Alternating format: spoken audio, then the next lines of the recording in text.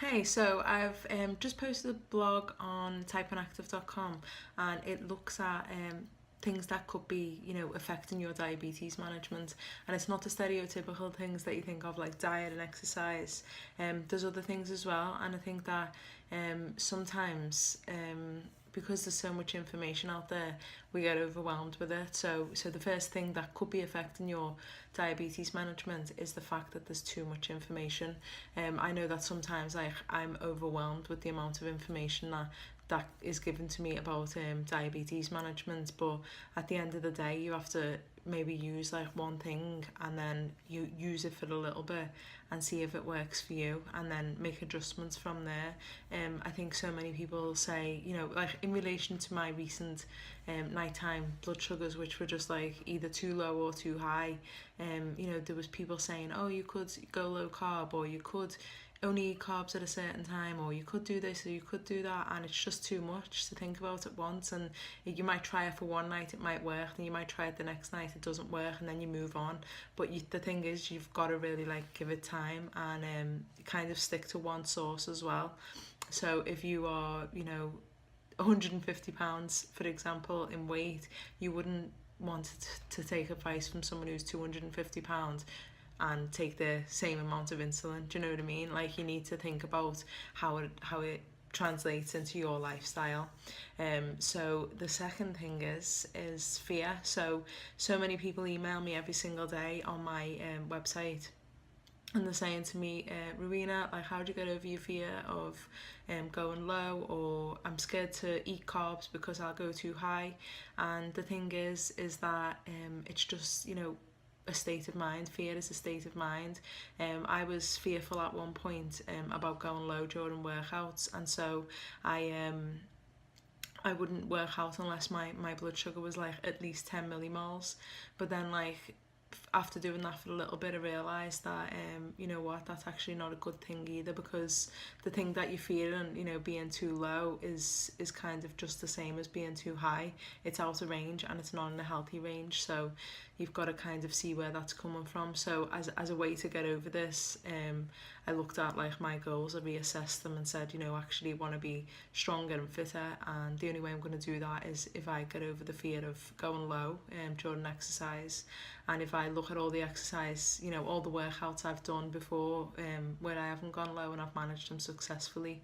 So yeah, that was a really significant point in helping with the fear. So if you're a bit scared of, anything with regards to diabetes, you need to look at something that's worked out in the past. So maybe even look at someone who inspires you and say, right, well, if they've got over that fear, or if they can manage exercise without a low, then so can I. It just takes a bit of adjustment. And the thing that I did, rather than starting the workout a little bit higher, I just started manipulating my basal and the timing of my insulin, of my bolus, or what I eat just before the workout. And I didn't go high and then I didn't go low during the workout. I mean, obviously I still get lows, but they're very infrequent in comparison to what they were. So yeah.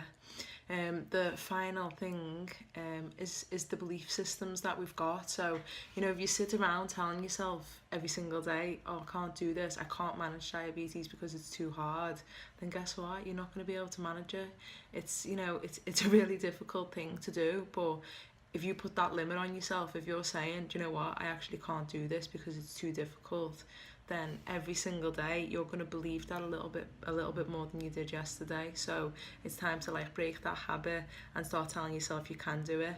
It's interesting because someone actually commented, another diabetic commented on one of my posts one time on my website, and he said, you know what, it's actually impossible to exercise as a type 1 diabetic.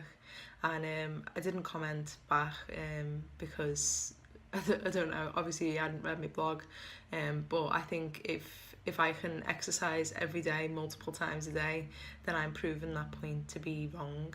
But at the same time, that's his belief system, and if he believes that he can't, it's impossible for anyone to exercise with type 1 diabetes, then he'll continue to believe that. But I actually do not believe that type 1 diabetes has any limitations on my body. I feel you know, I feel healthy the majority of the time. Sometimes I feel like shit, yeah, but the majority of the time I feel good, and it is a bit of an extra effort to feel good than someone who hasn't got type 1 diabetes, but that's just the way it is, and you've got to accept that and kind of like move on. Otherwise you'll just sit there wallowing in self-pity rather than actually getting shit done, which is what you want to do.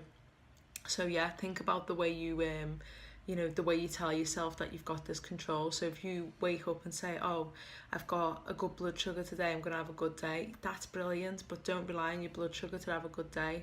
Don't rely on your blood sugar to have a bad day. Don't wake up and say, oh, it's going to be a terrible day today because my blood sugar's bad. No, it's not going to work like that. You can fix your blood sugar and move on, and that's just the way it is. So yeah, it ended up being longer than I thought, this video, so sorry if it seemed like I was ranting a little bit, but yeah, sometimes diabetes management isn't all to do with, you know, just your insulin dose or your, you know, diet and exercise. There's other things that contribute to it as well. And yeah, finally, just don't let anyone tell you that you can't achieve anything, because you know you can. And don't even let yourself tell you that you can't achieve anything, because that's probably worse than someone else telling you that you can't achieve it.